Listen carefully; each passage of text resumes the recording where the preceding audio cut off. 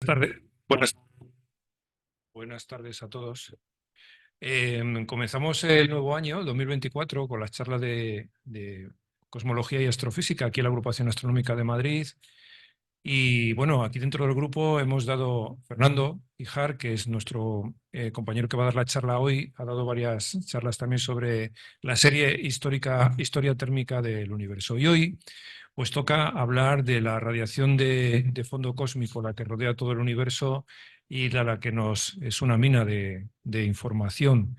Pero bueno, esto se lo dejo a Fernando. Así que adelante, Fernando, muchas gracias.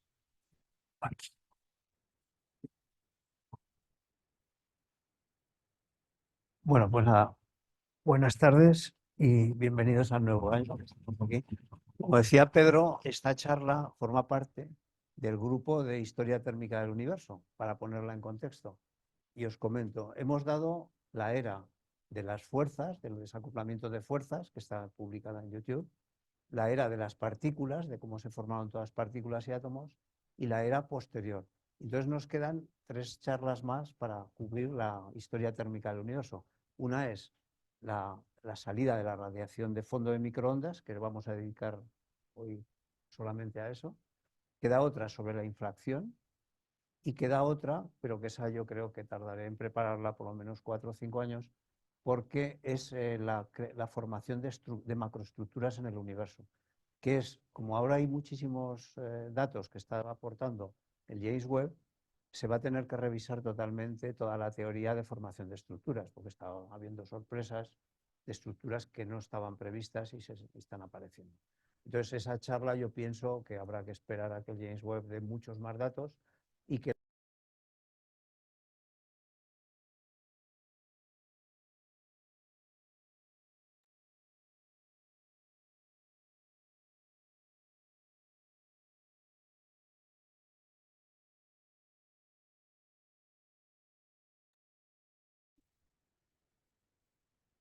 Entonces,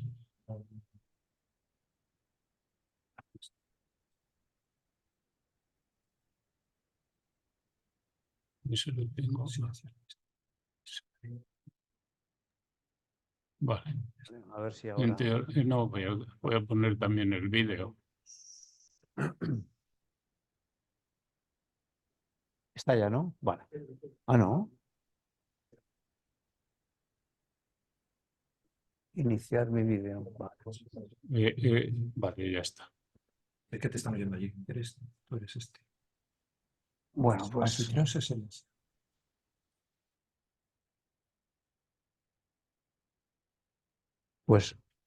empezamos de nuevo. Espera, que voy a coger el...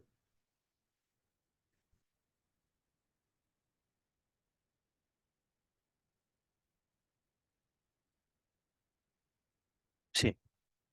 Pues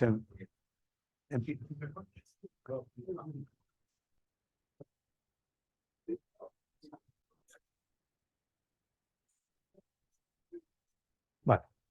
Vamos bien de hora porque son y 33, o sea que... Sí. Sí, ¿qué tal? ¿Me oyes? No, ¿Qué tal se oye? No, otro. Espera, cambia. no. ¿Tienes ahí los usuarios? Ahí participantes. Vale, entonces, Este soy yo. silencia. Sí.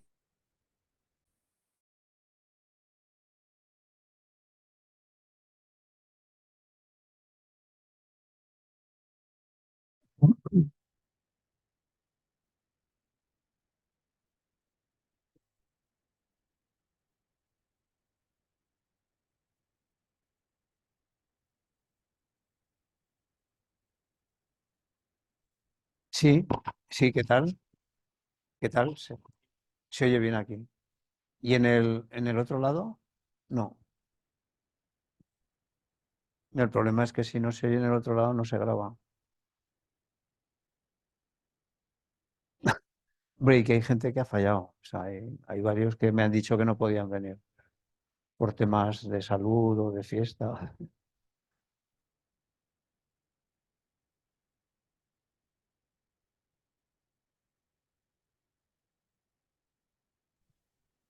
No, ese somos nosotros.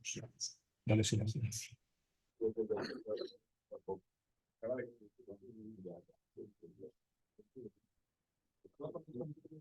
Sí. Ah, con este no.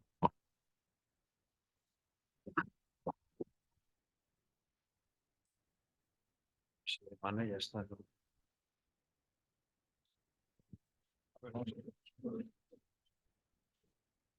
Ya está encendido. Sí, ¿este qué tal? Ah, bueno, hay que verlo en el otro lado. Sí. Hola. ¿Qué tal se oye por allí en el otro lado? No, aquí sí.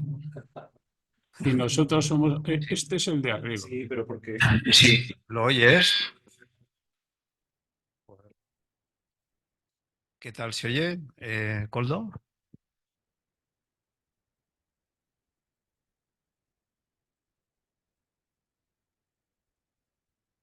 Sí, antes que no había esto, la dábamos la charla a la hora. Ahora,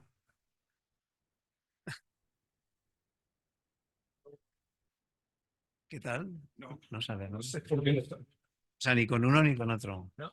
Vamos a ver.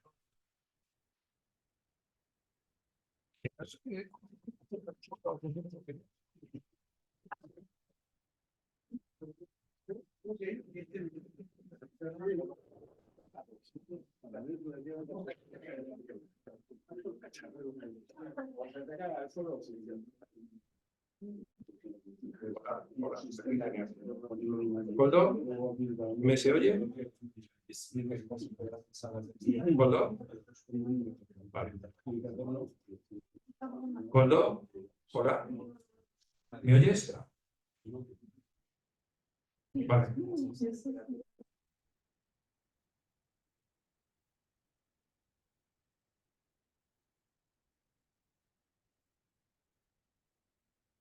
¿Sabes que luego tengamos que grabarlo otra vez? Pues no.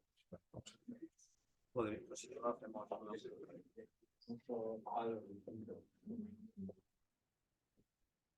vamos a hacerlo aquí.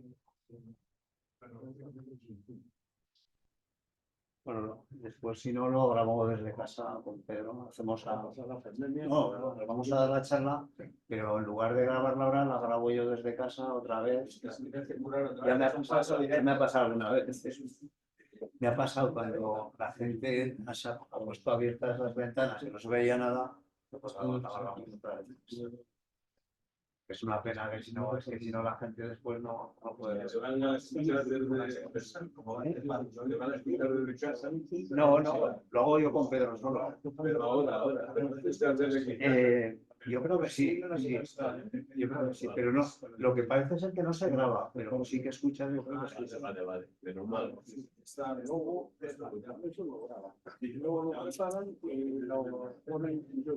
Pero no estoy seguro, vamos a ver si sale esto. Bueno, y si no, como antes, que los que están lo oyen y los que no están no lo oyen. Os he mandado, aprovechando mientras el PDF a los que me lo habéis pedido, pero si queréis os lo vuelvo a mandar, porque he hecho correcciones. Daos cuenta que yo cuando preparo estas charlas normalmente las hago en papel y después las vuelvo a presentación. Entonces, muchas veces me ha ocurrido que al pasarlo desde el papel a la presentación me como fórmulas intermedias o me equivoco en fórmulas. Entonces, hay errores que cuando dices, esto está mal, pero después el resultado está bien porque estaba hecho bien en papel y lo pasó bien. Pasa que las fórmulas intermedias, a lo mejor se me ha saltado un signo, un cero. Entonces, si queréis, para que esté ya, digamos, muy depurado, os lo vuelvo a mandar a los que me lo pidáis. La versión primera, pues está con algo. Sepárate que voy a abrir el micrófono. Sí. Perdona el mareo, ¿vale? Hola, buenas tardes a todos. Hoy os presento desde la Agrupación Astronómica de Madrid, del Grupo de Astrofísica y Cosmología, la primera charla del año 2024, que forma parte de la serie que nuestro compañero Fernando Híjar nos ha estado dando y nos continúa dando sobre historia térmica del universo, hoy hablando de la famosísima radiación de flujo cósmico de microondas. Adelante, Fernando. Bueno, pues buenas tardes a todos y feliz año nuevo. Entonces, comenzamos con esta charla como parte, como comentaba Pedro, de la serie que tenemos de historia térmica del universo. Hemos visto el universo de las fuerzas, del desacoplamiento de fuerzas, el universo de las partículas, el universo también ya de las estructuras, en parte de las primeras estructuras, y nos faltan 3 charlas para completarlo. Una dedicada a la radiación de fondo, que esta requiere por sí sola una charla para entender bien esto. Otra dedicada a la inflación cósmica, que veremos que a consecuencia del análisis que vamos a hacer es necesaria la inflación, o sea, la inflación es implícita, sale del análisis de que tiene que haber una inflación. Y nos faltará una tercera, que es dedicada a la formación de grandes estructuras, que esa habrá que esperar a que los datos del James Webb se completen o se vayan avanzando mucho más y que los físicos teóricos construyan con esto la teoría de formación de estructuras, que en este momento la que hay parece ser que es algo obsoleta o se puede quedar obsoleta en pocos años. Entonces, esa nueva teoría contemplará los datos del James Webb y también contemplará todo lo que es el magnetismo a nivel cósmico, o sea, todo lo que es las fuerzas magnéticas cósmicas, que en la teoría actual no está muy metida.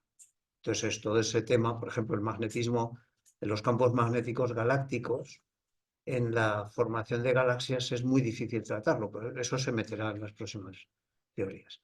Bueno, y empezamos ya con esto. Entonces aquí he puesto, vamos a responder a 4 preguntas. ¿Cómo se descubrió la radiación de fondo? Esto lo voy a ir muy rápido porque todos lo sabéis de eso. O sea, tenéis mucha formación ya con esto. ¿Qué son las anisotropías? ¿Qué técnicas se han utilizado para analizarlas? Y cómo demuestran todo lo que es los datos que tenemos del modelo estándar. Entonces, todo esto he puesto aquí los grandes experimentos que ha habido desde los años 80. Se empezó pues con los primeros experimentos en el 92, a primeros del 90 ya, con el Cosmic Background Explorer, que dio unas imágenes muy pobres, pero abrió la puerta a que se perfeccionara mucho más la óptica de la medición. Después ya, en el 2002, se lanzó el Boomerang, el experimento Boomerang, que es el Balloon Observation of Millimetric Stargalactic Radiation and Geophysics. Después el WMAP, en 2003. Este es el más rico de todos, que ha dado más información, porque después el plan, que es de la ESA, de la Agencia Europea, lo que ha hecho es perfeccionar lo que hizo pero el gran avance se hizo con el WMAP, el gran avance con el que se consiguió ya confirmar muchas de las medidas y perfeccionar las medidas del modelo cosmológico estándar.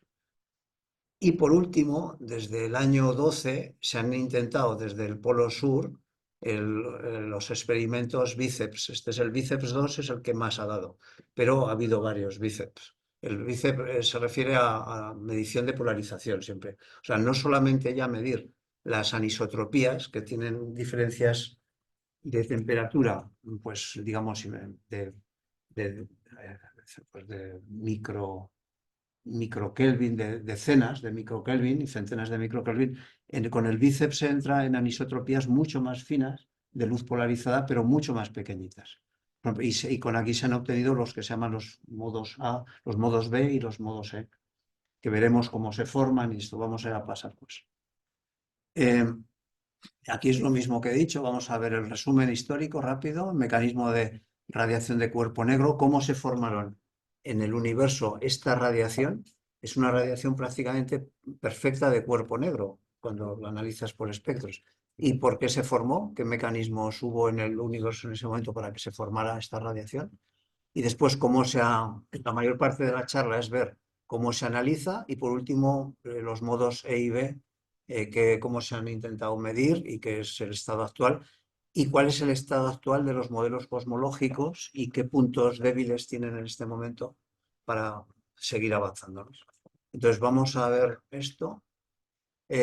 La historia la voy a hacer muy rápida. A ver, primero, todo esto empezó en el 1941 cuando Andrew McKellar en la nube de Ofiuco encontró unas moléculas de ciano que mostraban que tenían unas transiciones propias de una temperatura de 2,3 Kelvin.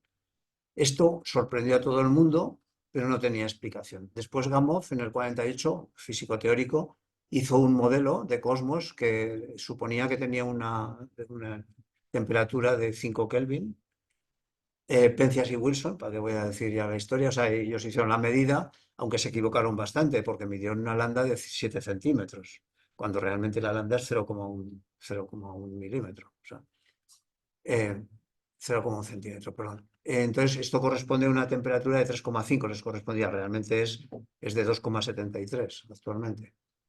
Y después, en el 69, se estudió el efecto Sachs-Wolf, que lo veremos, nos aparece aquí en el estudio de la radiación de fondo, y el efecto Sunayev-Sedovich, que predice la radiación de Compton inverso.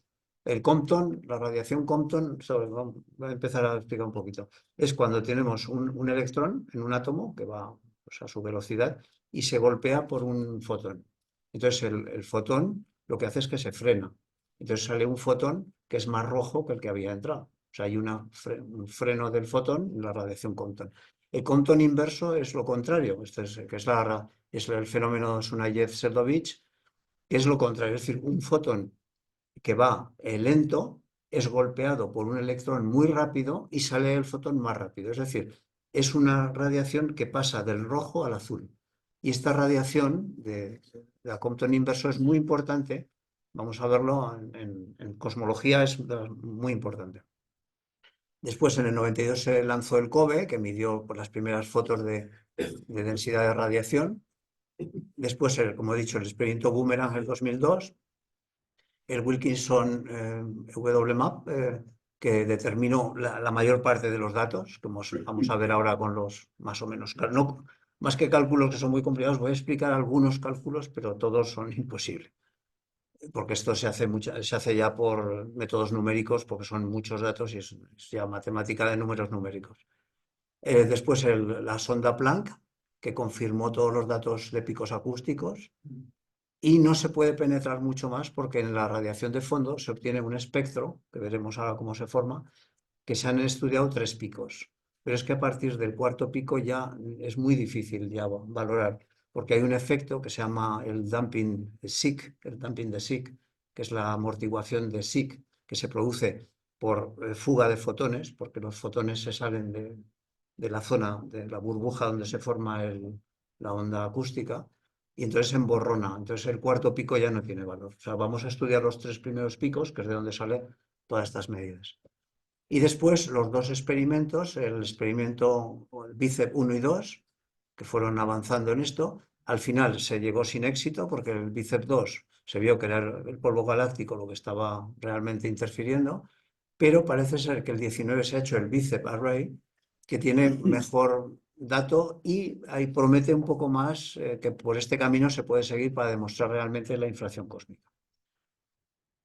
Esta es como yo esto os lo recomiendo que lo tengáis. Yo me lo voy construyendo poco a poco. Esta es como una chuletilla de cómo es toda la historia del universo. Entonces, en esto se basan todas las charlas. Aquí lo he hecho por eras. Las eras, pues la era de la radiación, cuando domina la densidad de radiación, que son los primeros 3 minutos del universo, los 4 o 3 más o menos. Bueno, más, un poco más, pues hasta 4 minutos donde empieza, pero bueno, hasta 60.000 años, ¿no? Pero bueno, es lo que trata el libro de los 3 primeros minutos del universo. Después la era de la materia, donde domina la materia, tanto oscura como bariónica, donde la densidad de radiación de materia es la dominante. Y por último, la era de la energía oscura. Pero estas épocas no son tan buenas para analizar la historia del cosmos como estudiar las eras no son tan ricas como si lo estudiamos por épocas, que es lo que hemos hecho hasta ahora en las charlas, que es estudiar la época de las fuerzas, del desacoplamiento de fuerzas, Planck, Wood, electrodébil y quark. Después, estudiar la formación de partículas y átomos. Y por último, la formación de estructuras. Esta es la charla final, que tardaremos en hacerla 4 o 5 años por lo menos, pero estas ya están dadas. Y de aquí, en esta charla, es muy importante tener en cuenta primero el desacoplamiento, perdón, la época de la inflación. Vamos a trabajar un poquito sobre la época de la inflación, que empieza al final de la era Wood, al principio de la electrodébil. Se produce durante 10 elevado a menos 32 segundos, un crecimiento de la escala espacial por lo menos de 10 elevado a 28, de 1 se multiplica por 10 a la 28, en 10 elevado a menos 32 segundos. Este es un momento clave para lo que vamos a ver en la charla. Otro momento clave va a ser también el desacoplamiento de fotones, que se inicia al final de la época fotónica, aproximadamente con 60.000 años, se inicia el desacoplamiento de los fotones de la materia, pero los fotones no acaban de salir. Le pasa como los fotones del núcleo del Sol, que salen del núcleo, pero no salen, tardan 100.000 años en salir, porque están constantemente en colisiones de tipo Compton y Compton doble y radiación de frenado, entonces no salen. Y entonces al final, cuando ya realmente consiguieron salir todos, es en la época atómica, que es cuando se formó la bola de fuego primigenia, que es la foto esta que tenemos. Eso, pero claro, pasaron desde que empezaron 60.000 años hasta que acabaron de salir 260.000 por 200.000 años, saliendo los fotones de la bola y no salían. Y vamos aquí, entonces, esto lo hemos visto ya. Bueno, esto es donde estamos, pues empezamos ya realmente lo que es ya el recorrido. En la época inicial, en la época referido aquí a cuando se forma la inflación, ¿qué pasó con la inflación? Pues la inflación, al final, como he dicho, al final de la época Wood, tras 10 a 36 segundos, se produjo, empezó la época electrodébil y se produce una inflación de la escala del espacio mayor, al menos no menor de 1 a 10 a la 28, en un tiempo desde 10 a la 36 a 10 a la menos 32 segundos, o sea, en 10 a la menos 32 segundos. Se produjo este estiramiento del espacio. Esto es la inflación. Y esto daremos una charla solo dedicada a todo esto, con todas a ser posible con los cálculos que se han hecho, los distintos modelos de inflación. En esta inflación lo importante para nuestra charla es que borró totalmente todo lo que había antes. O sea, fue un estiramiento del espacio que lo hizo plano. Y hizo otro fenómeno, y es que zonas del espacio que estaban conectadas, al estirarse tan rápido, se quedaron desconectadas. O sea, las ondas quedan desconectadas y ahora tenemos zonas del espacio que están desconectadas, pero son iguales, con lo cual uno de los apoyos a la inflación es que explican la paradoja de que el espacio es todo igual aunque está desconectado un extremo del otro contrario. Entonces es lo que explica la inflación. Es una de las razones de explicar. Otras los monopolos magnéticos, pero no voy a entrar aquí a esto. Entonces, en la época del plasma, ya pasando a esta época, a la época ya de fotónica, al final de la época fotónica y del plasma, lo que ocurre es que se inicia, claro, aquí se borra todo. Entonces las oscilaciones cuánticas que había en la época de la inflación se borran también. O sea, cualquier oscilación cuántica queda borrada. Pero en la época del plasma, al final ya en la época final de fotónica, cuando se inicia la época del plasma, se empieza a ver también oscilaciones cuánticas, evidentemente. O sea, las oscilaciones cuánticas están ahora también. Entonces, todo el fenómeno este que vamos a ver de la foto del universo bebé parte de las oscilaciones cuánticas ya de la época fotónica, aquí del final de la época fotónica. Entonces, en esta época se producen oscilaciones cuánticas y ¿qué ocurre? Pues que los bariones y la materia oscura se forman burbujas que se atraen a sí mismas. Claro, son burbujas que tienen una fuerza gravitatoria y tienden a acercarse tanto a la materia oscura como a la materia bariónica. Pero como hay en este plasma hay fotones, los fotones los tiran. Y entonces se forman osciladores armónicos en los que solo participan los bariones, porque los fotones no interaccionan con la materia oscura. Con lo cual, lo que hacen los fotones es empujar a los bariones y lo que forman son osciladores armónicos. ¿Y qué ocurre? Eso vamos a entrar un poco más en detalle, solo lo voy adelantando. ¿Y qué ocurre? Pues que cuando ya llegas a los 380.000, 370.000, según estimaciones, ya tras la época Planck, tras el inicio del Big Bang, se produce el desacoplamiento final de fotones. Y entonces las va o quedan congeladas. O sea, la foto ya, ¡pum!, queda congelada. Ya no hay, salen todos los fotones ya en la superficie del último esparcimiento, que se llama de fotones, y sale la foto ya congelada. Entonces, quedan congelados los distintos armónicos en los que estaban oscilando. Había un armónico de contracción, uno de contracción-expansión, otro de contracción-expansión y contracción, y que son los tres primeros picos. El primer pico es un es un oscilador de contracción, el segundo es oscilación-expansión, contracción-expansión, y el tercero es contracción, expansión, contracción. Y entonces se forman estas anomalías, esta dispersión de energía en el orden entre 20 y 60 microkelvin. Y esto es a lo que se llama las anisotropías. Según el modelo estándar, actualmente, este desacoplamiento, tras el desacoplamiento se produjo lo que era la era oscura, donde no hubo apenas radiación, salvo lo único que había era la radiación de 21 centímetros del hidrógeno, pasaba de orto, o sea, de para a orto. Y tras esta época se empezaron a formar las primeras estrellas, veremos el mecanismo por el que se forman, porque ya la masa de Jeans ya tenía un tamaño adecuado. La masa de Jeans tras el desacoplamiento ya es la misma que ahora. Corresponde a una masa aproximadamente de 10 elevado a 5 soles. Es una masa ya igual que ahora y entonces empezaron los primeros cúmulos estelares a formar. Se desagregaron en estrellas, las primeras estrellas eran muy masivas, llegaban casi todas al límite de Eddington, se supone, y colapsaban en pocos años, un millón o dos de años, ¿no? Y formaban gases, polvo y rayos gamma y rayos X en el medio interestelar, que esto generó un recalentamiento brusco posterior. Esto es lo que se llama la época del recalentamiento. Esto es muy importante para la charla de hoy y lo nombro aquí porque este recalentamiento nos altera la radiación de fondo original, porque ahora estos fotones de la radiación de fondo atravesaron ese recalentamiento y han sido alterados. Entonces, esto también produjo. También otra alteración, que lo veremos después, es que estos fotones al atravesar las ondas gravitatorias también, remanentes de la inflación, se pudieron polarizar en los modos B, que es magnéticos, y en los modos E, que son más de tipo eléctrico. Y esto demostraría, si se llegan a ver un día, pues la existencia de ondas gravitatorias primordiales. ¿Cómo se forma esta radiación? Pues aquí vamos a ver el mecanismo de cómo se forma la radiación de fondo. Entonces, o el mecanismo para formar el cuerpo negro.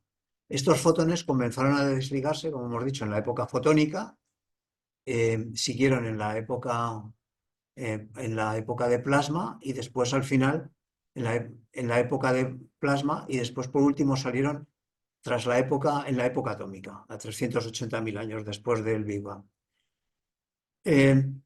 Si miramos hacia atrás, estamos aquí, miramos a un segundo, 1,2 segundos, vemos la Luna, a 8 minutos el Sol, a 4 años y pico Próxima Centauri, y así nos vamos alejando. A medida que vemos más, vamos viendo estrellas, después vemos un entramado de estrellas gigantesco, después pasamos a ver las galaxias, después ya dejamos de ver galaxias y llegamos ya pues a la zona bueno, aquí he puesto primeras galaxias, primeras estrellas formadas.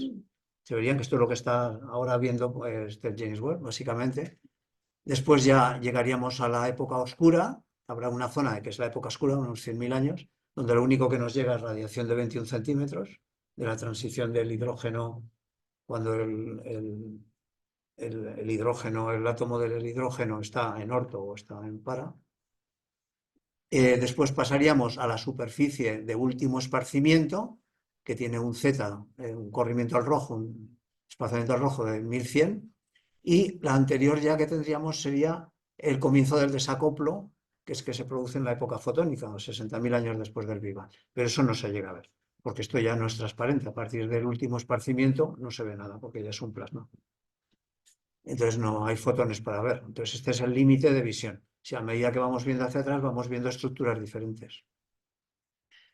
Como he puesto aquí las primeras galaxias es un Z12 más o menos, que son las que se están viendo ahora, las primeras estrellas, Z30, y la época Z1100 es la superficie de último esparcimiento, que es la foto del universo bebé. Sí, ¿Gordo? Una pregunta. En esas estrellas originarias no había nada de helio, ¿no? Sí, había. El mismo, un 25% de helio. Y ese no. Sí, hombre, el helio se formó en la síntesis en En la síntesis un minuto originaria, después de creación del universo. Entonces se formó ya un 25% de helio. Y ese helio estaba en las estrellas. ese no emite nada. Sí. ¿El qué? No emite radiación de alguna longitud de onda. ¿El qué? El helio. No, Ese está ahí. no. Hombre, emite transiciones, claro, tiene transiciones electrónicas, evidentemente, pero no se toman en cuenta aquí, ¿no? Pero claro que tiene, o sea, todo átomo tiene transiciones, claro. Bueno, entonces, ¿cómo se formó esta radiación de cuerpo negro? Porque esto es importante, o sea, ¿qué es un cuerpo negro? Pues un cuerpo negro lo he puesto, es un gas de fotones en un recinto acotado, esto lo quiero destacar, no cerrado, porque es una pregunta que me hizo Coldo, que si es cerrado. Bueno, la palabra cerrado es un término topológico muy fino que después lo contaremos, porque el universo no es cerrado, tiene un horizonte de partículas, pero no es cerrado. O sea, horizonte no quiere decir cerrado, la palabra cerrado es muy fuerte, pero después lo contamos. Pero lo importante es que tiene que tener un equilibrio térmico. O sea, el cuerpo negro tiene que haber equilibrio térmico. Tiene que ser fotones que están entrando y saliendo y a la misma temperatura. Entonces, hay... ¿Perdona? Afectando también a lo que es el proceso de expansión. Claro, es simultáneo. Claro. Claro, tendría que ser con expansión a la vez que con expansión. Sí. Por eso es importante. Este es un momento donde hay es un momento de igualdad de temperatura. O sea, lo importante es que todo está a la misma temperatura.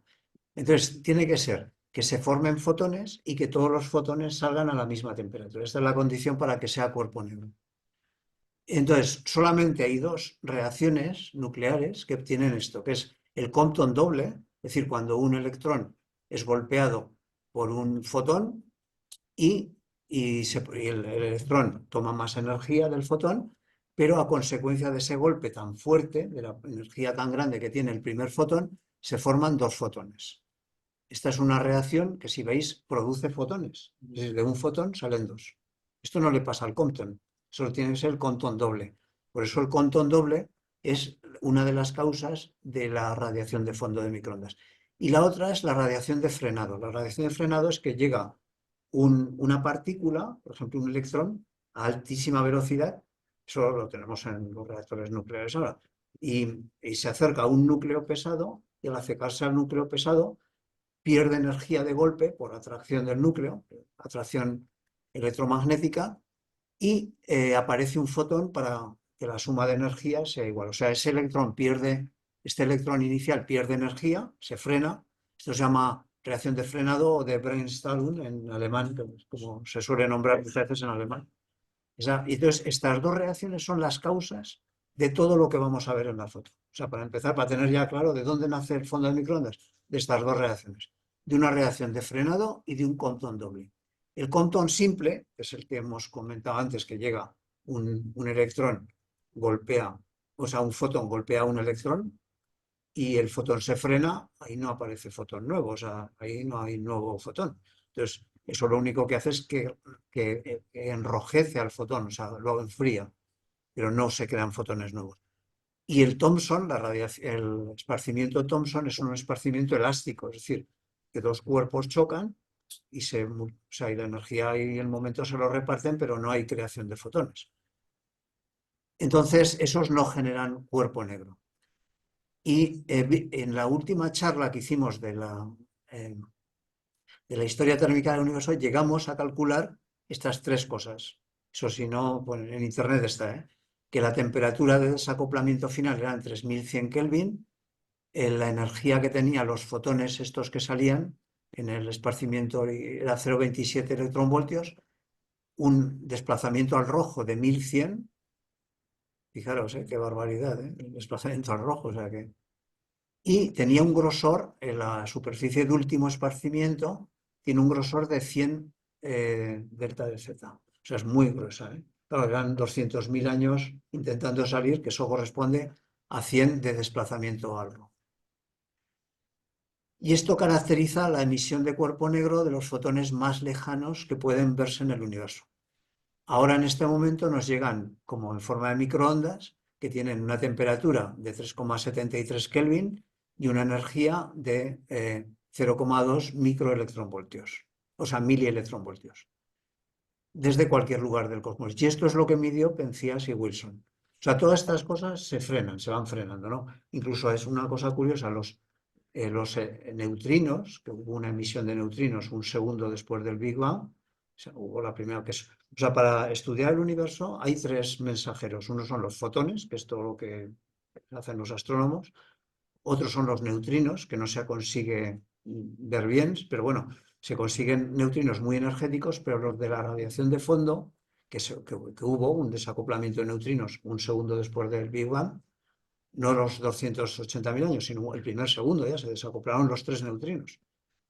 Entonces, eso no llegan a verse y posiblemente sea muy difícil que algún día se vea porque han perdido mucha energía también. O sea, los neutrinos que salieron a la velocidad de la luz prácticamente, ahora tienen, por el cálculo, una centésima parte de la velocidad de la luz, los neutrinos de fondo cósmico, pero no se han visto. O sea, se calcula que será una centésima parte de la velocidad original. Porque esos sí que pierden velocidad, no es como los fotones, que esos siempre están a la misma velocidad. Entonces, paso, porque esto lo veremos. Bueno, aquí esta radiación ha sufrido distorsiones, pero como lo veremos después, paso.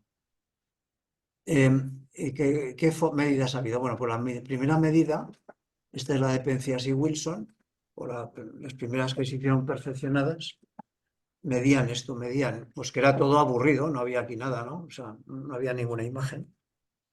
La segunda que se hizo por el CMB, pues se veía ya un dipolo de temperaturas. En el CMB en el año 92 veía ya que había esta es la imagen que hizo el CMB. Entonces aquí se veía ya un dipolo, aquí el error con el que se medía era una milésima de grado, por eso se decía, no, es que es todo igual, ¿verdad? Es todo homogéneo. Bueno, pues cuando ya se afinó más la medida de temperatura, cuando se medía ya una 10 milésima de Kelvin, ya se veía que había dos temperaturas, una temperatura fría y una caliente.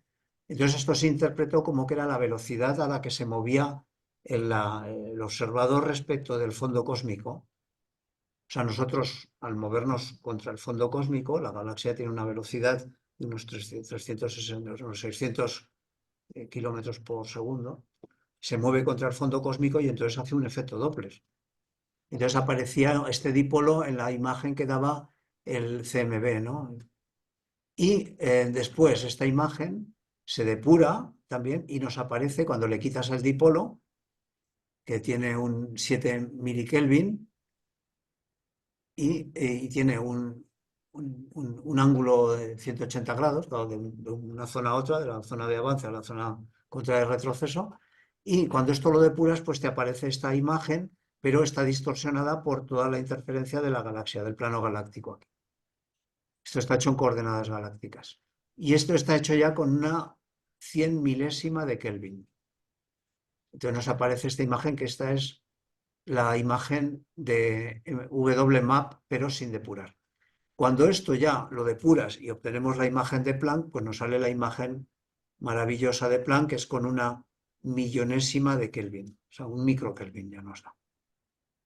Y esta es toda lo que vamos a trabajar a partir de ahora para ver qué se ha hecho con esta imagen, que es lo que llaman la mina de oro de la cosmología, esta imagen. Porque es que prácticamente sacas todo, menos la energía oscura, que sale de otro cambio. Pero aquí se demuestra que hay energía oscura, pero no se puede medir bien. O sea, el error de medida es más de un 10%.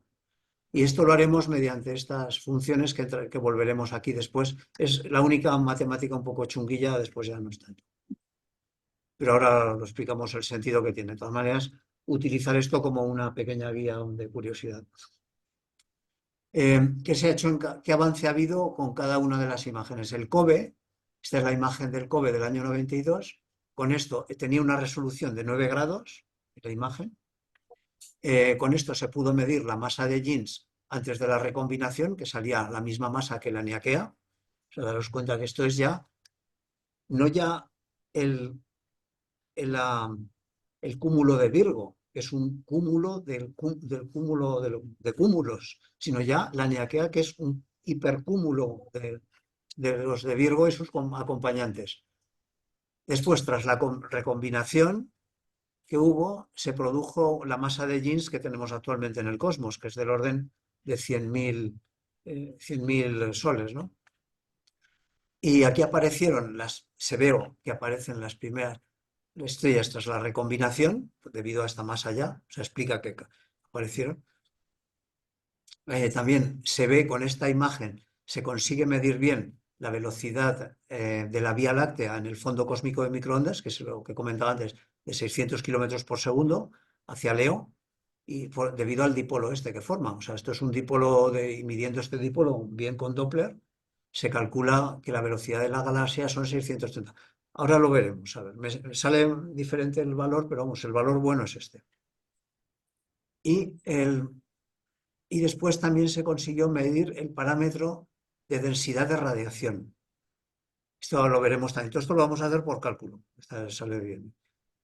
Después, con el WMAP se consiguió, tenía una resolución, ya pasó desde 9 grados a 0,1 grado, y se consiguió medir la materia bariónica, la materia oscura, se mide con mucha precisión y coincide con las medidas de lentes gravitacionales o las medidas también que se hacen en las galaxias del halo galáctico también, o sea, coincide perfectamente, y coincide también con otro dato muy importante de materia oscura, que es la relación de luminosidad a masa, que es sobre 200 actualmente luminosidad solar a masa solar, y se esperaba que fuera 3, entonces es 100 veces más, entonces sale y coincide muy bien con otros cálculos. O sea, de aquí del análisis este salen todos los datos de cosmología muy bien. Con este no se puede calcular la energía oscura, sino que hay que acudir a las supernovas 1A, pero que nos darán el valor del 69,3 al final, pero con esto no se calcula bien. Y con esto se calcula muy bien el parámetro de Hubble, que es de 67,09 medido por la foto del universo bebé. Si se mide Hubble por el procedimiento de las supernovas 1A, sale 73,5, 74. O sea, eso es la tensión de Hubble, que es una de las cosas que está sin resolver. Y sale por eso la supernova 73,1. No, o sea, más o menos 1,8. Y después, con la última imagen de Planck, que es la de la ESA, se consigue medir muy bien la curvatura del universo, que eso estaba en duda todavía hasta este cálculo que se hizo muy fino, sale curvatura 0. Curvatura en el universo quiere decir que en un triángulo que se trace en el universo se cumple el teorema de Pitágoras, que la suma del cuadrado de los catetos es igual al cuadrado de la hipotenusa, así de simple. Eso es lo que define que el universo es plano, o sea, es la condición de planitud, el teorema de Pitágoras. Es decir, que es lo que se llama una distancia, que las distancias en el universo son distancias euclídeas, porque sigue la geometría euclídea, que es el teorema de Pitágoras. Entonces, confirman que es plano, confirma que existe inflación cósmica, no puede ser de otra manera, porque si no hubiera inflación cósmica, esto estaría emborronado, lo neto que se ve en estos puntos no se verían, después lo veremos por qué. Se ve que el radio del universo es al menos 5 veces mayor que el radio visible, que el horizonte de partículas que estamos viendo, que es 5 veces más, y a partir de aquí se muestra que existen ya los modos B y los modos E, propios posiblemente de la inflación, pero enmascarados por el polvo. Estos son los 3 avances que han tenido estas 3 fotografías de las 3 sondas. Y aquí entramos ya en cálculo. Lo primero, el cálculo del dipolo. Los voy a pasar rápido porque si no esto aburre, pero vamos, como los que queráis os lo envío, lo podéis trabajar en casa con todo cuidado y no perdemos tiempo. Trabajando esto, primero, velocidad de la Tierra respecto al fondo cósmico de microondas. Tenemos que el término dipolar es de 7 milikelvin, como veíamos aquí, 7 milikelvin, ¿no? Pues utilizando el valor del dipolo de 7 milikelvin, lo tengo aquí también, y sabiendo que esto es un angular de 180 grados, es decir, miras adelante y miras a los 180 grados atrás y tienes 7 milikelvin de diferencia. Pues utilizando esto y haciendo estos sencillos cálculos, que son relativamente sencillos, nos sale una velocidad de 150 kilómetros por segundo de la Tierra. De la Tierra. Realmente esto no lo estamos haciendo desde la galaxia, porque claro, nosotros tenemos una velocidad, el Sol tiene otra en la galaxia, a su vez, y la galaxia tiene otra. Entonces, si sumáramos todos los componentes, al final, bueno, aquí lo tengo, Tierra-Sol 30 kilómetros por segundo, Sol-galaxia 200 kilómetros por segundo, y con esta medida se descuenta y se calcula que la velocidad de la galaxia en el fondo cósmico de microondas es 630 kilómetros por segundo. Aquí he hecho una aproximación para ver primero cuánto nos salía a lo bruto desde la Tierra. Pero esto es un modelo sencillito que he puesto para que se entienda cómo se hacen estos cálculos. Se basa, es sencillo, simplemente no lo comentamos, ¿no? Ven. ¿Qué está ocurriendo por ahí? Alguien se ha perdido por ahí. Bueno, entonces, seguimos. Se ha calculado también el parámetro de densidad de radiación. Como sabemos la cantidad de radiación que tenemos, sabemos la temperatura del universo, sabéis que la ecuación de Stefan Boltzmann de radiación, el flujo de radiación es sigma por la temperatura a la cuarta potencia, pero la densidad de radiación de un recinto, de una cavidad resonante de fotones, es 4 partido por C por sigma T cuarta. Entonces, con esto sabemos, considerando el universo como una cavidad resonante de fotones, tenemos cuál es la densidad de radiación. Como sabemos la densidad de radiación, perdón, la densidad crítica del universo en forma de energía, es decir, esto se calcula, lo hemos calculado en muchas charlas, 3h cuadrado 8πg, pero por c cuadrado para transformar la masa en energía y dividiendo una por otra, nos sale la densidad de radiación, que es una 10 milésimo% de la densidad del universo. O sea, lo mismo que se dice que la masa oscura es el 25%, la masa bariónica el 5%, pues toda la radiación es esta. Con esto contesto a una pregunta que me hizo Koldo previo a eso, después decía, ¿dónde se han metido todos los fotones que han explotado en el universo durante toda la vida del universo? Pues aquí están metidos. O sea, como veis, es una cantidad insignificante. Es decir, que aunque sea más o menos, nos da lo mismo, porque es tan insignificante. Y eso es todas las explosiones que ha habido y todas las muertes estelares, todos los fotones que han salido. Es una parte muy pequeña del universo. Bueno, después. Sí. Eso hoy. Sí. En la época de radiación, pues no podría ser que pagar los 4%. No, claro. Sería otros porcentajes. Esto es todo hoy. Sí, estos son. Por eso en todas estas cifras veréis que se pone sub cero. Es omega de la radiación cero. Cero quiere decir hoy, porque se toma con referencia a hoy. O sea, en cada época tienes que volver a calcularlo. Y eso quiere decir que un millón de años después de hoy, eso va a ser mucho más pequeño. Pues probablemente, pero en porcentaje no lo sé. Es que si no lo calculamos no lo sé. No sé, no me atrevo a contestar. Después, otro dato importante, que también es otra pregunta que me hizo Koldo y es muy interesante, es que la masa de Jeans antes y después del desacoplamiento de fotones cambió radicalmente. Es decir, partimos de una energía gravitatoria, que es G por m cuadrado partido por R, y una energía digamos, de empuje de los fotones, ¿no? Lo que hace es estirar la masa, ¿no? Porque la masa de Jeans es la masa que tiene que tener un conjunto para que empiece a colapsar, ¿no? Entonces, ¿cuándo colapsa? Pues cuando la potencia gravitatoria, o sea, la energía gravitatoria es mayor que la energía de dispersión de fotones.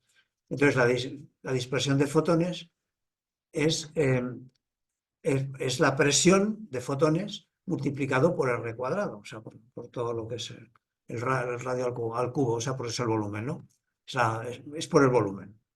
Aquí me he ahorrado lo del 4/3 de pi R cubo porque eso es insignificante en estas cifras. Y entonces se forman estructuras si la energía gravitatoria es mayor que la energía de expansión fotónica, ¿no? Entonces formaría una masa de Jeans. Y en la densidad que tenemos, pues es, si la sacamos de aquí, de esta fórmula de densidad, nos saldría aquí despejando y nos sale una masa de Jeans que es esta. O sea, si simplemente sacando de estas ecuaciones esto, la masa de Jeans, nos sale esto. Como antes del desacoplamiento la densidad radiativa era, y lo hemos puesto aquí arriba, 4 partido por C, por la ecuación de Stefan Boltzmann, que es esta, pero dividido por C cuadrado para transformarlo en masa, porque esto nos da energía. Entonces, para transformar energía en masa lo dividimos por C cuadrado. Y como la presión, esto en la charla de relatividad lo vimos, como se demuestra, es 1/3 de la densidad radiativa por C cuadrado, esta es la presión radiativa, y sustituyendo en esta fórmula, pues obtenemos, haciendo de esta misma fórmula, sustituyes estos valores y te da 5 por 10⁻18 masas solares. Esta es la masa más o menos de la Niaquea. Entonces, no forma estrellas. Me preguntó Koldo, dice, ¿y por qué no forma estrellas? Pues es el efecto Mészáros, que está estudiado desde el 2000, que son unas oscilaciones de la materia oscura. Pero esto no tengo ni ecuaciones, o sea, las ecuaciones las tengo, pero es muy difícil explicarlo y se sale completamente del ámbito de lo que estamos haciendo. Entonces, cuando la masa de Jeans es tan gigantesca, entonces no llega a formar estrellas. Entonces, tras el desacoplamiento de fotones, tenemos que el número de fotones que tenemos aproximadamente es 10⁻⁹ por el número de bariones. Esto se explicó en una de las charlas se demuestra en una de las charlas que hicimos de la historia térmica del universo. Entonces, la presión que tenemos ahora es 10 veces menor que la presión que había antes de fotones, ¿no? Antes del desacoplamiento.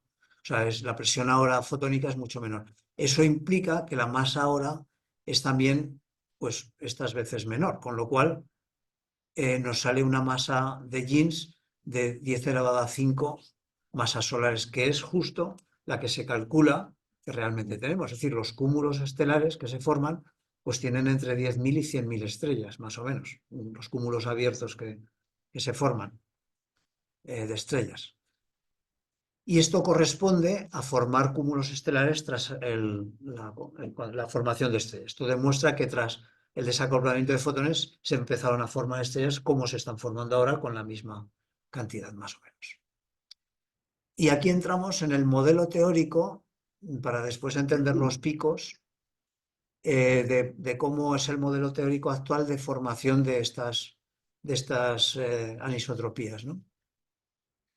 Entonces, en 1981, Woods propuso el modelo inflacionario para resolver. El problema básicamente era que no se veían monopolos magnéticos.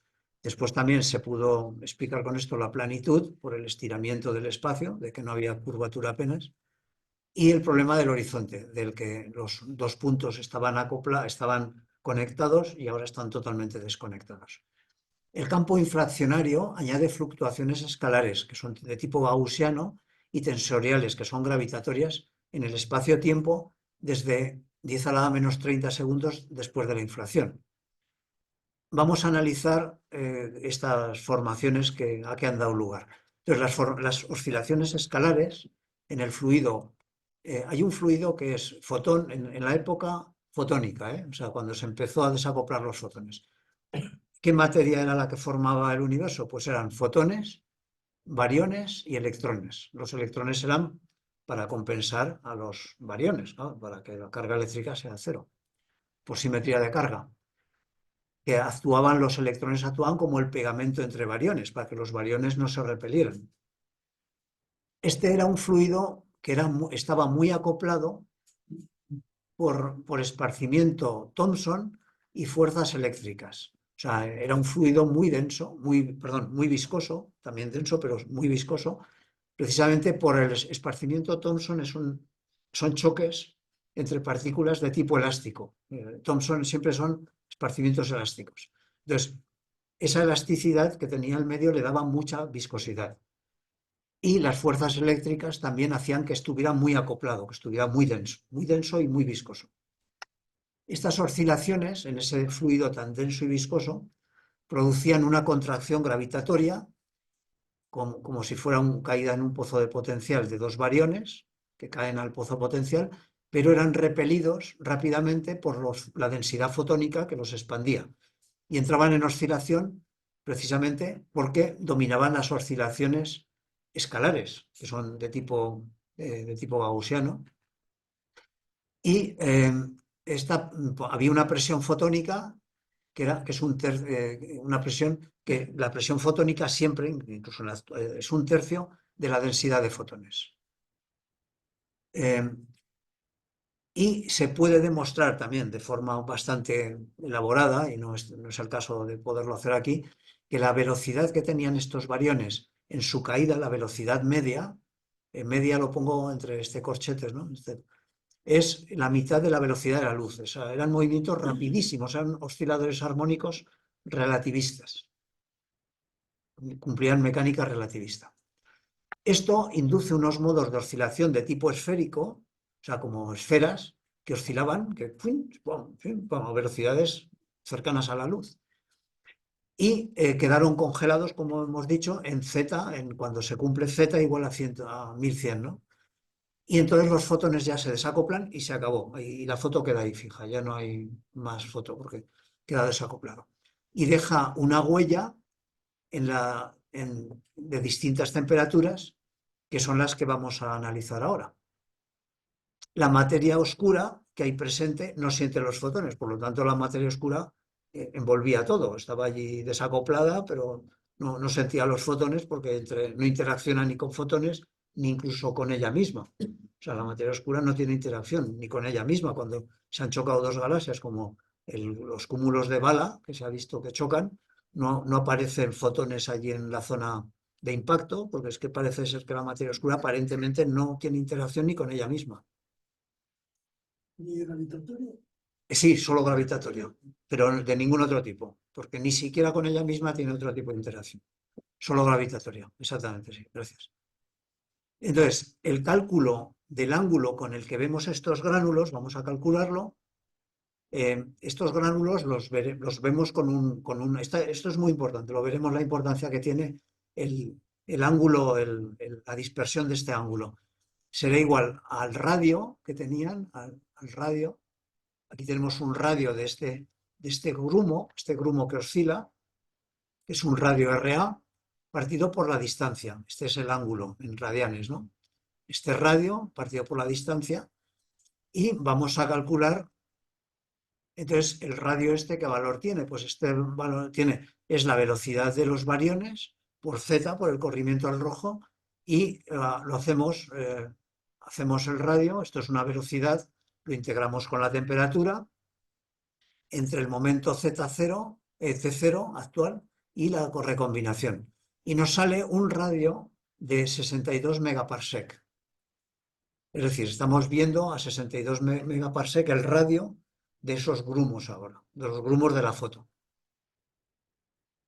Como la distancia que tenemos es de 13.500 años, a los años que había, o sea, son de 4.100 megaparsec. Entonces, dividiendo uno por otro y multiplicando por el coeficiente para transformar los radianes en grados, nos sale que esta dispersión del grumo ese que vemos en la foto, nos sale exactamente dividiendo 62 entre 4.100, que sale de aquí, de la diferencia, nos sale multiplicado por 57,3 grados por cada radián, nos sale 0,9 grados. Es decir, estos grumos que vemos en la foto deben ser de 0,9 grados, deben ser. Y esto corresponde a lo que se llama el horizonte acústico, o también el radio de Hubble se llama, que es lo que corresponde a los 10 elevado a 18 masas solares, que es más o menos la Niaquea. O sea, la Niaquea es un grumo, de aquellos, ¿no?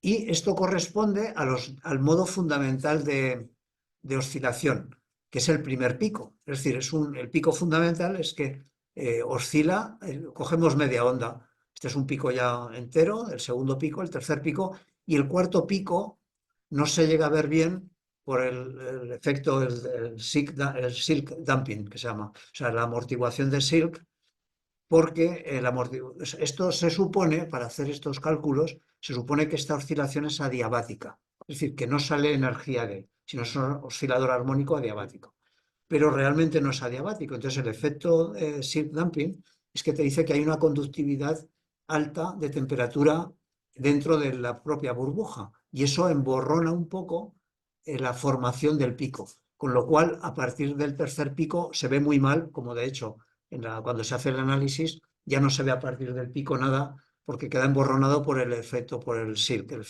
o el silk damping, o sea, el emborronamiento de silk. Y vamos ya a analizar la foto esta que se ve. Esto es lo que desde la Tierra se ve, y entonces desde la Tierra lo que podemos ver, sabemos el radio desde la Tierra hasta la zona esa, que son los 14.000 o los 13.800 millones de años, no, 800 menos, 13.500 millones de años, que es lo que he puesto en esta 13.500, sí, porque son 280 años después del Big Bang. Entonces, en esa integral lo he hecho bien para hacerlo con tiempo real. Y entonces, en esta esfera, que esto es lo que vemos desde la Tierra, es la esfera que vemos desde la Tierra. Y estos son medido ya con micras de Kelvin, con el Planck. Esto es con la foto del Planck. Vale, entonces aquí vemos dos cosas. Un ángulo azimutal, o sea, cada grumo de estos está caracterizado por un ángulo azimutal y un ángulo colatitud, ¿no? Una colatitud, un ángulo de colatitud. Entonces, con eso definimos en cada punto, podemos definir una temperatura, visto desde aquí, con dos variables. La variable de colatitud, que es θ, y la variable phi, que es la azimutal, ¿no? Entonces, podemos hacer una función y tenemos una función aquí que, vamos a decir, que es muy difícil analizarla, pero ya los primeros matemáticos y físicos teóricos dijeron, vamos a analizarla, lo mismo que un sonido. Tú haces un sonido de armónicos, cuando tienes un sonido totalmente alocado, como en la charla de los exoplanetas, que teníamos movimientos de un astro que se mueve de forma aleatoria y puedes construir los armónicos que tiene, en cada armónico es un planeta que está oscilando allí, pues aquí vamos a hacer lo mismo, pero estos son armónicos esféricos, el análisis es mucho más difícil y se hace mediante la serie de Laplace, que es la que vamos a utilizar o la que se utiliza para analizar los armónicos esféricos, y la fórmula de la serie de Laplace es que tenemos dos variables, lo hacemos con dos parámetros, como hay dos ángulos hay que poner dos parámetros. El parámetro L y el parámetro M, que va desde menos L a más L. Y entonces la serie de Laplace, cada armónico, es una suma de armónicos, una suma algebraica de armónicos, que tiene un coeficiente A, estos son los coeficientes, y la Y es el valor son los armónicos esféricos, donde L significa monopolo, cuando tú tienes L1 tienes un dipolo, L2 un tetrapolo, un cuadrupolo, perdón, un tetrapolo, y así. Aquí tenemos un ejemplo. Tú tienes el L0, es un monopolo. Tienes L1, pues tienes un dipolo aquí, uno caliente y otro frío. Cuando tienes L2 ya te aparecen tres valores de 2, ya te aparecen los tres valores. Con L3 te salen más, o sea, de -1 a ver, desde 0 a infinito, y este de menos L más L.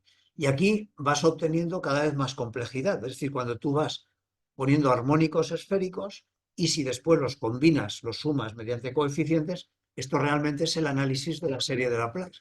Es decir, transformamos una foto que difícilmente de digerir por cualquiera en una suma de armónicos donde cada armónico tiene un sentido y ya puedes interpretarlo y sacar una conclusión Lo mismo que pasaba con los exoplanetas, que decías, cada armónico es un planeta que te está haciendo la oscilación separadamente.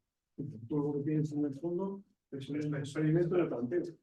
¿Perdona? Es un procedimiento de tanteo. Tú tienes una temperatura que es la que se supone que tienes ahí Sí. en la superficie, Sí, y entonces lo que tienes es que ir buscando esos coeficientes que al final te den esa te temperatura. los da. Matemáticamente te salen automáticos los coeficientes. Ese es el análisis de Laplace. Lo mismo que en el análisis de Fourier, los coeficientes te los da el propio análisis. O sea, el análisis de Laplace te va a dar esos coeficientes ya. Te va a dar el peso que tiene cada uno y de ahí es de donde se saca todos los cálculos. Vamos a verlo. Entonces, ahora tengo que retroceder. O sea, ya tenemos esta función, que la temperatura en cada punto, este es lo más sencillo, va a estar en función de coeficientes que van a depender de dos variables, de L y M, y de una función que es un armónico esférico, que va a depender también de dos variables, de el ángulo de colatitud y del ángulo azimutal. Y entonces, de aquí nos retraemos, bueno, ya he dicho esto, ¿no? Vale, nos retraemos aquí a estas operaciones que he puesto antes. Entonces, ¿qué ocurre? Que desde el punto de la Fórmula 1 vemos que realmente, claro, tú no tienes la finura de un punto. Claro, el análisis de Laplace te exige que sea un punto, pero realmente tú no tienes un punto, tú tienes un error de medida. Ese error de medida son, pues, lo que aquí, lo que nos da 0,01 grado, nos está dando el Planck. Entonces, claro, tú le tienes que poner una ventana de error.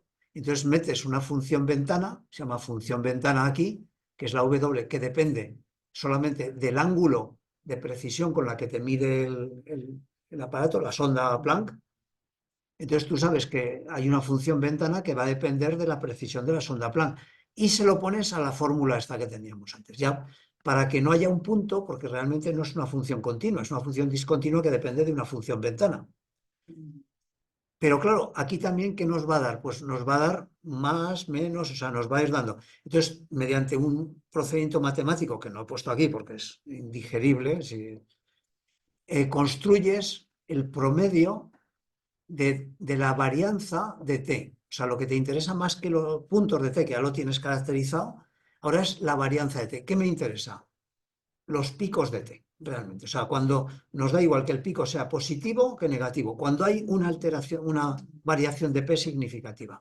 Entonces, mediante artilugios matemáticos, pasas de la fórmula esta, el análisis de Laplace, a construirte un promedio de varianzas. Y tiene esta forma. Y esta es la ecuación que nos va a dar todo el análisis de picos, que es esta, que es la que se ve muchas veces que pone todo el mundo y de donde se sacan todas las conclusiones.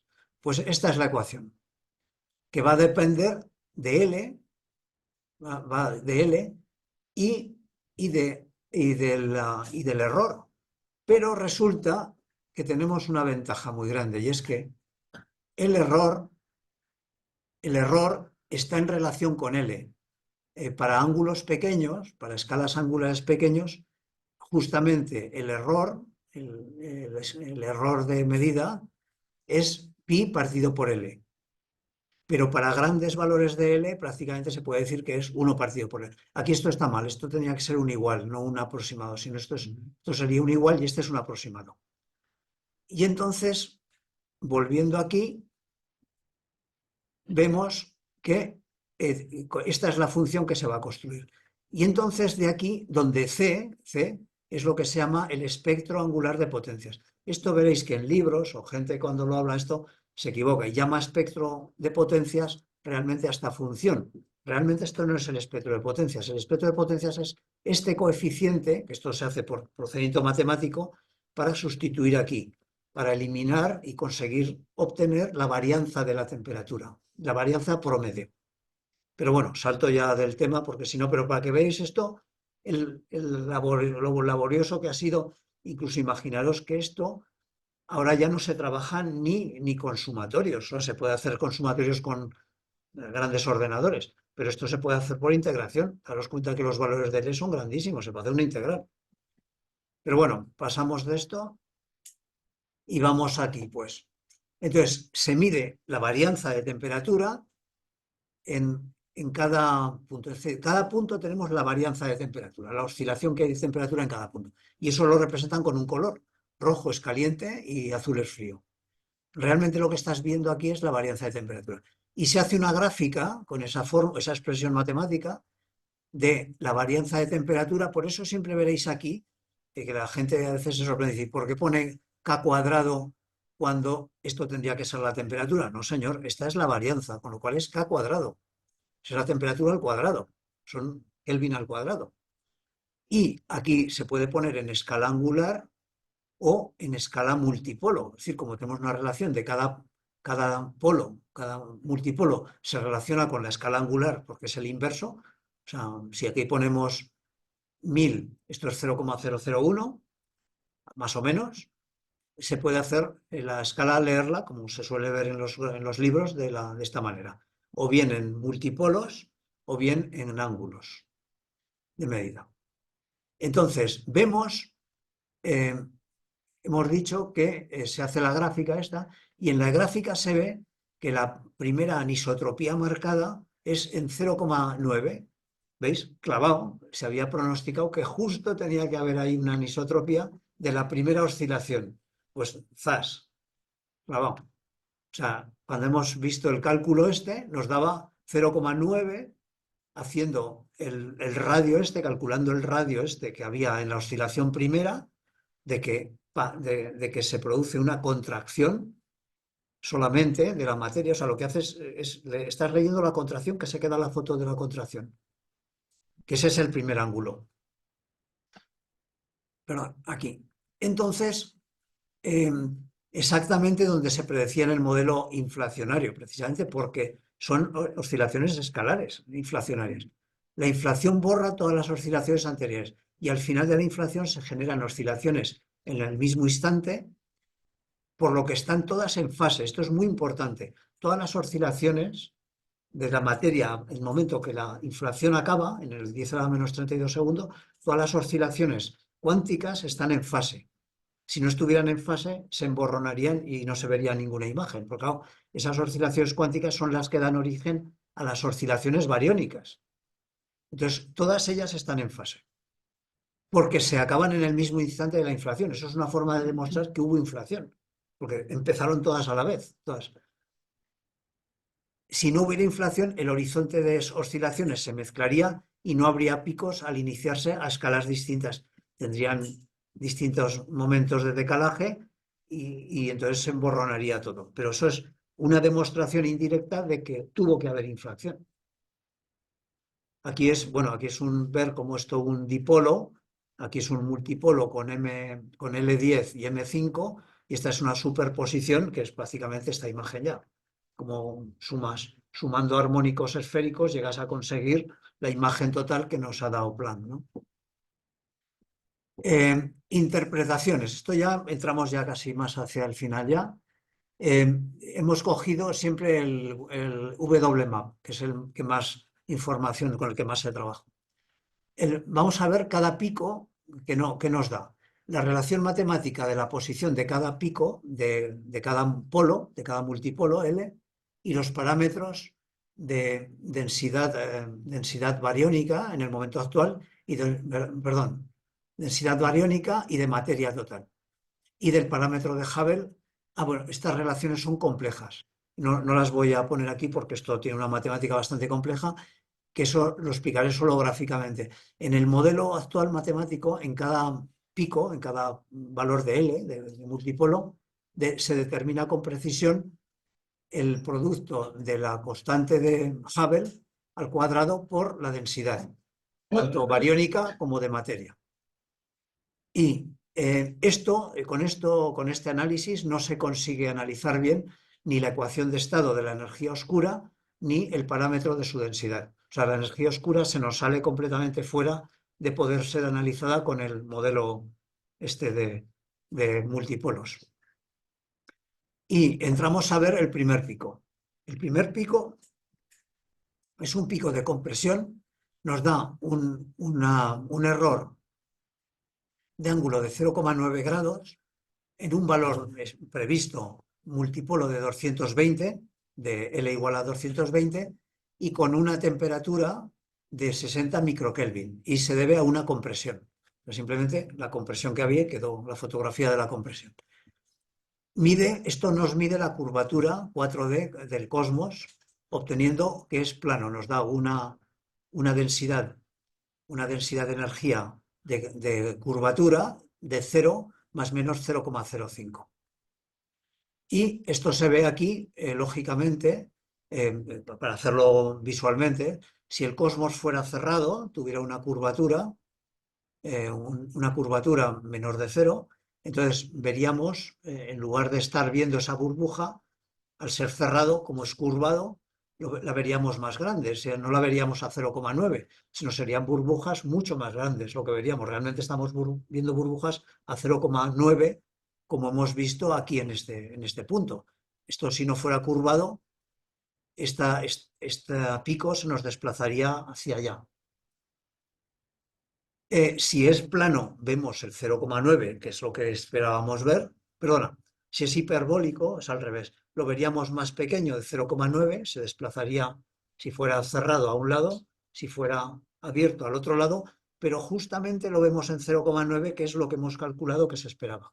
Con lo cual esto nos está demostrando que realmente el universo aparentemente es plano con este error de medida. Con esto, el que sea plano depende de la densidad de masa. Cuando se hacen simulaciones, esta es la curva original, pero cuando hacemos cambios de densidad, simulaciones, de densidad de masa de curvatura, pues la curvatura, si la hacemos más pequeña, se cierra, se desplaza esta curva para allí, y la curva esta, el efecto Schwarzschild temprano, el efecto Schwarzschild es el enrojecimiento gravitatorio. Es decir, cuando el universo era muy pequeño, o sea, sabéis que si un fotón está muy alejado de una masa, es muy rojo, pero a medida que se acerca a la masa se hace más azul. O sea, es el enrojecimiento gravitatorio, ¿no? Como el universo era muy concentrado, estaba muy enrojecido gravitatoriamente. Ese es el efecto Schwarzschild, que se produce el temprano. Hay dos efectos Schwarzschild. El temprano, que se nos producen los dos en esta zona, pero este desdoblamiento de curva sale de un modelo matemático. El temprano se produce en este momento. En el momento de la época aquí, quark. O sea, en el primer momento este. Y el tardío, el tardío se nos produce ya en la época fotónica, cuando ya se desacoplan totalmente. Son dos efectos de enrojecimiento gravitatorio. A ver, seguimos avanzando porque esto es muy denso.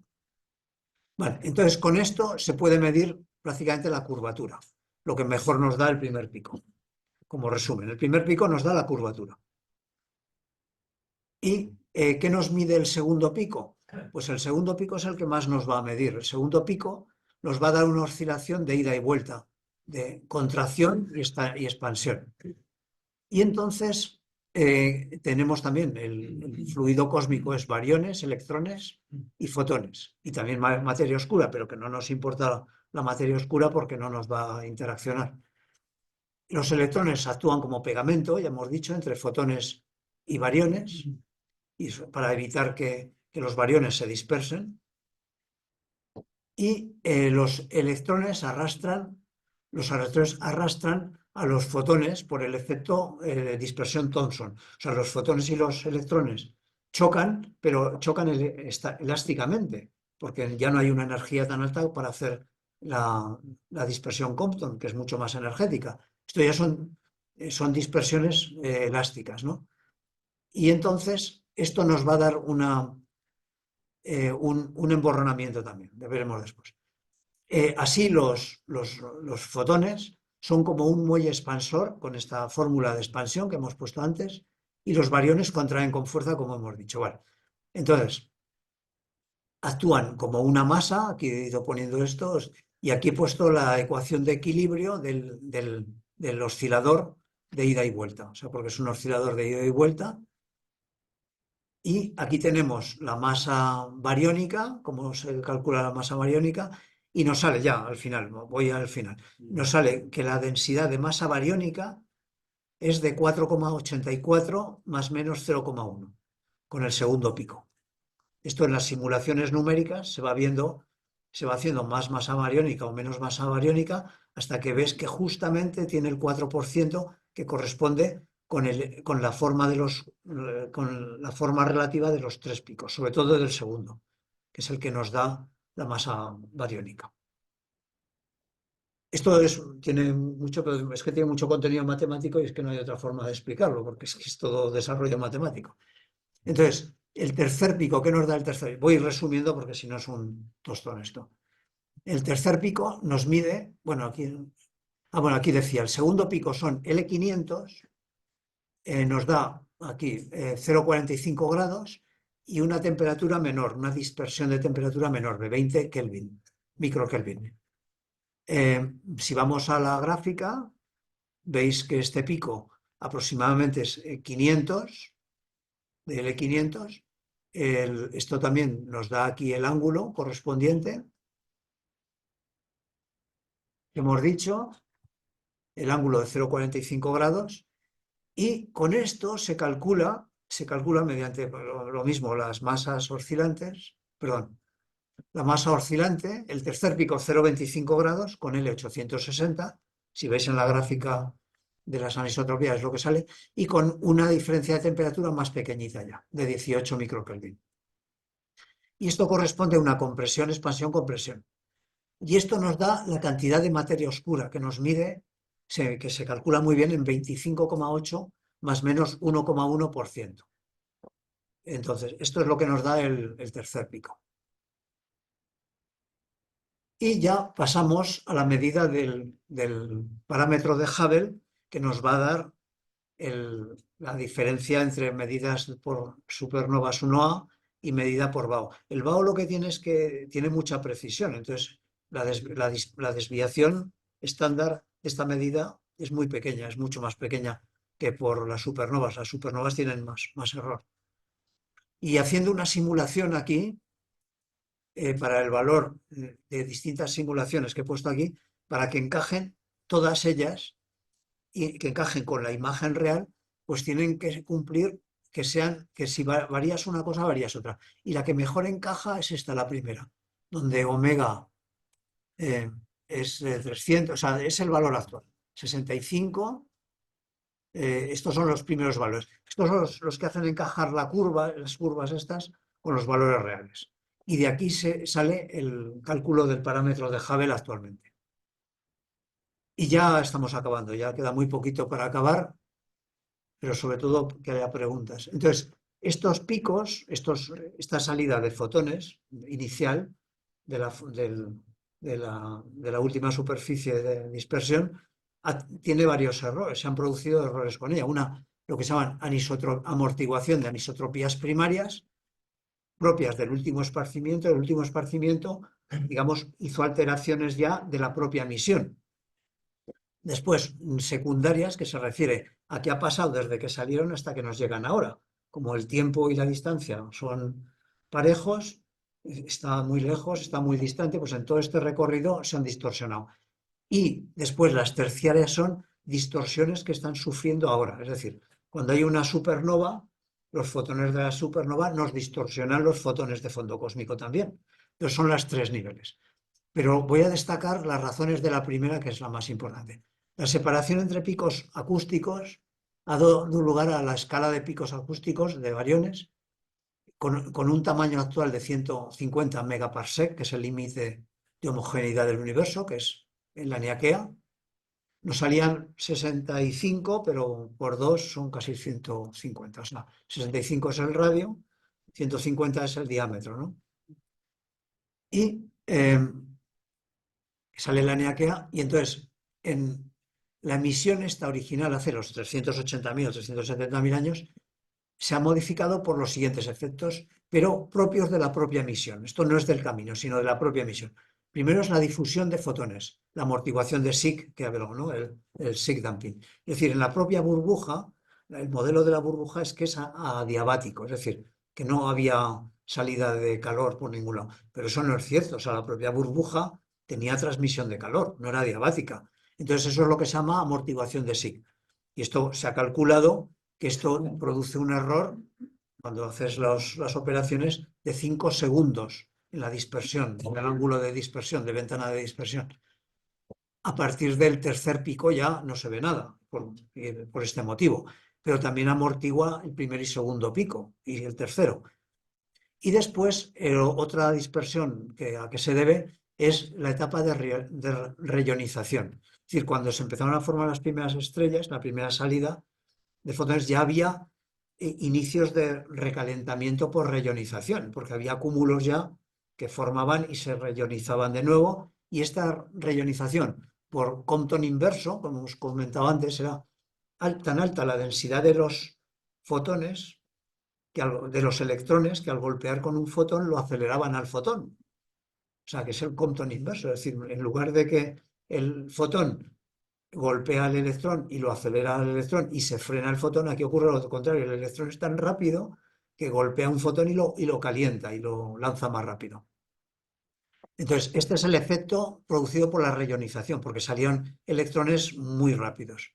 Estos dos efectos impiden observar anisotropías que sean inferiores a 10 grados. Por eso aquí, a partir de 10 grados, no se ve nada, y es por este efecto. O sea, de aquí, de 10 grados hacia atrás, tú ya se te dispersa totalmente por el efecto Sachs-Wolf, que es el calentamiento gravitatorio tardío que se produjo en la época ya de la reionización posterior, y el temprano que se produce en la primera época de salida de fotones. Entonces, aquí en la segunda anisotropías son las que se han producido en el viaje desde los fotones cuando salieron hasta aquí, hasta llegar ahora. Y se producen por dos efectos. El efecto Sachs-Wolf, que hemos dicho, tardío, por el calentamiento gravitatorio, y por lentes gravitatorias, también afectan, pero muy poquito. Y también el mayor de todos es el efecto Sunyaev-Seldovich o Compton inverso. O sea, es el que más emborrona la imagen. Y después hay una reionización también, pero muy pequeña, que es el efecto Strijek-Vishnak, pero muy pequeño. Y después las terciarias son las que se producen por los astros actuales, que a la pregunta de Koldo, es decir, ¿y estos fotones dónde van? Pues a enredar, a emborronar, pero muy poquito, porque ya veis que toda la radiación del cosmos tiene una densidad de 10 elevado a menos 4, o sea, que es muy poco, pero vamos, que sirven para enredar más, para estropear la imagen.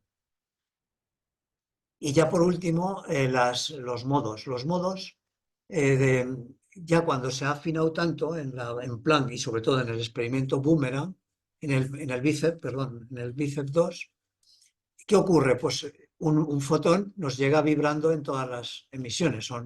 Entonces, estos fotones, al tocar un plano se polarizan, solamente salen vibrando en el plano de polarización que le permite la reflexión, ¿no?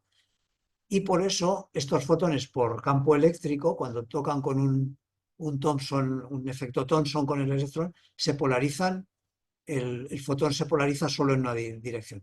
Con lo cual, estos son lo que se llaman los modos B. Son rayas de polarización que nos saldrán alrededor de las burbujas de la imagen, que tendrán una forma como de sol o bien de círculos alrededor de la burbuja.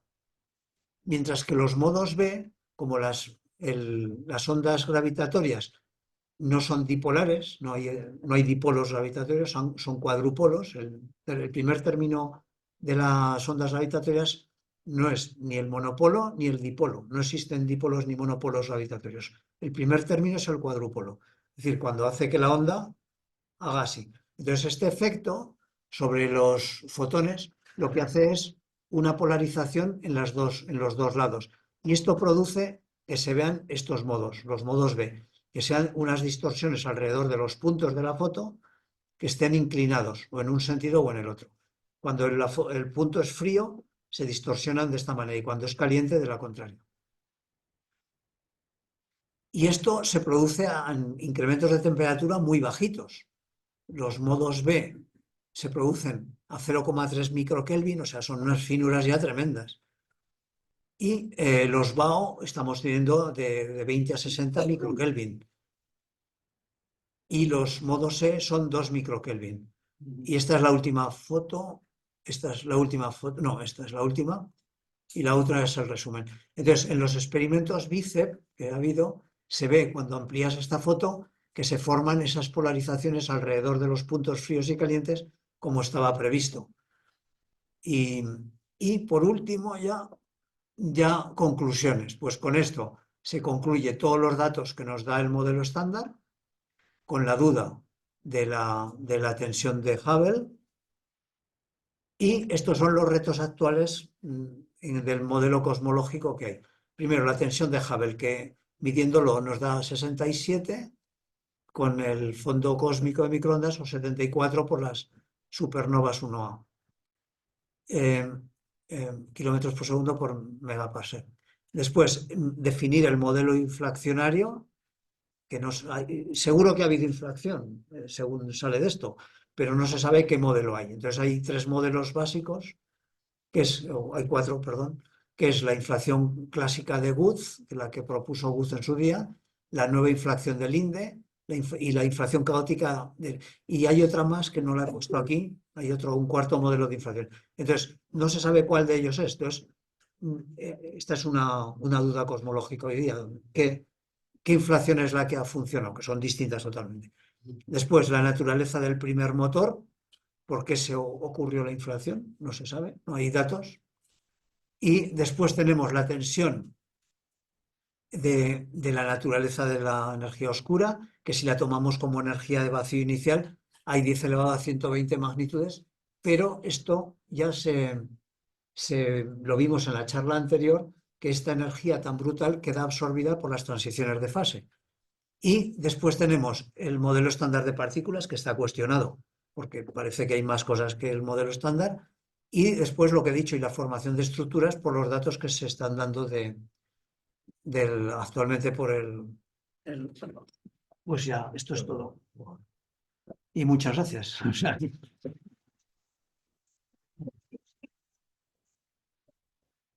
Vale, ¿alguna preguntita rápida? Porque nos hemos detenido. No. Hay muchas preguntas rápidas. Bueno, pues sí. Una muy rápida. Con la imagen que nos da, tanto en el sentido de que hay zonas con más temperatura, menos temperatura, Sí. se supone que son Eh, estamos midiendo ahora. Lo que vemos ahora. Las iniciales Parecidas. parecidas. Sí, No sí. hay grandes diferencias. No, eso es lo que parece en el sucede. transcurso. Precisamente en eso es en lo que se basa el pensar de que la materia oscura es fría, porque no se ha disipado. O sea, la misma estructura que sale en Planck es la que ahora se analiza, por ejemplo, los que fuisteis a viaje aquí a Teruel, a Javalambre, y están midiendo la estructura tridimensional del cosmos, y hay muchísimos observatorios que están intentando medir la estructura tridimensional. Está saliendo muy parecida a la imagen esta, es decir, que no ha habido una gran difusión de las estructuras iniciales. Y en eso se basa de que la materia oscura es fría, porque no puede. Fue caliente, lógicamente, cuando la materia oscura estaba muy caliente en el momento de estas oscilaciones BAO, pero después se enfrió muy rápido. Bueno, pues nada más, muchas gracias y hasta el mes que viene.